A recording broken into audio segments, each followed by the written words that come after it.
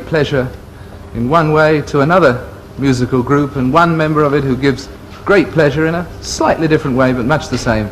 Ladies and gentlemen, Mr. Paul McCartney.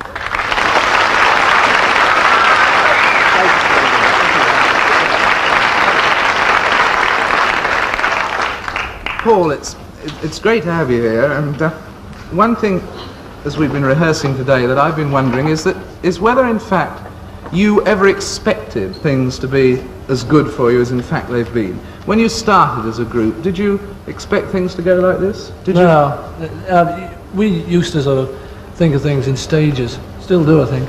Yeah. When we when we first started off, playing in the cabin and things, I thought first of all, let's get a record contract. We all did. We got a record contract. We said, let's get a #1 hit. Got one of them. Yeah. And so I hear. Yeah. Went on. We do it in stages. So we never but thought. After you got a #1 hit, you hoped for another #1 hit. Did you? Yeah. Then what? Something like the Royal Variety Performance.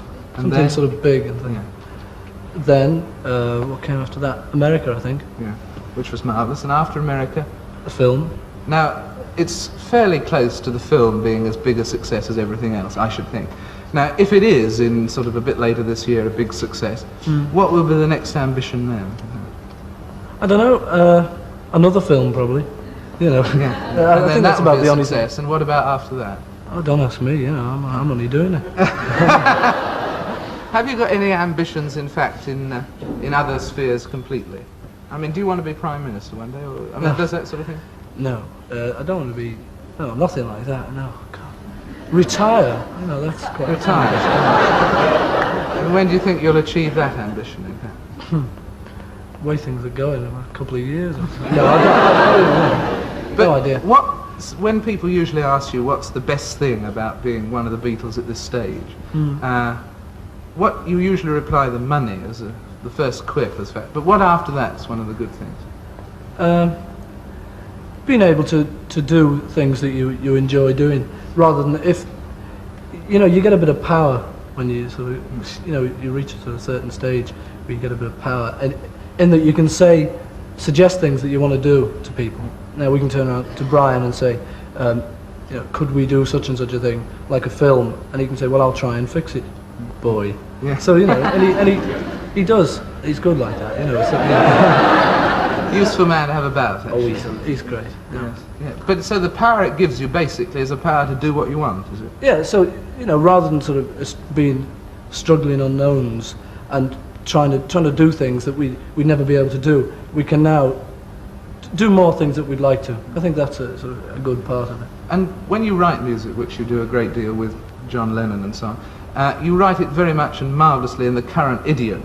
Do you feel that later on, when you move into another period, say in 5 years' time, you'll be writing in the same idiom or different? Will you change with the times? Well, I think the point is that the tunes that we write aren't in any idiot. They are. It's just, I think it's just the arrangements, like the arrangements of today. For instance, From Me to You, it could be done as a sort of old ragtime tune, especially the middle eight.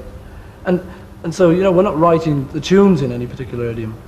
So, in fact, in 5 years' time, we may arrange the tunes differently, but we probably write the same old rubbish. And how do you judge a good song when you've written it? By what? By us liking it. John and I, if we like it, then we think it's a good one. It's a combination of liking it and what is commercial, what we think other people are like. Can it be a good song if you like it and nobody was to buy it? That hasn't happened yet. But. Well, it always is for us. If we like it, in fact, we don't like bad songs. That's all there is to it, I think. Of course, everybody, I imagine, says to you the pop world is very short-lived and everything like that. And what will you do when the phase passes? Do you think the phase will pass? Does it worry you? No. I couldn't care less, really. I don't think. If we flop tomorrow, it'd be sad, Yeah. But I mean, it wouldn't really worry me.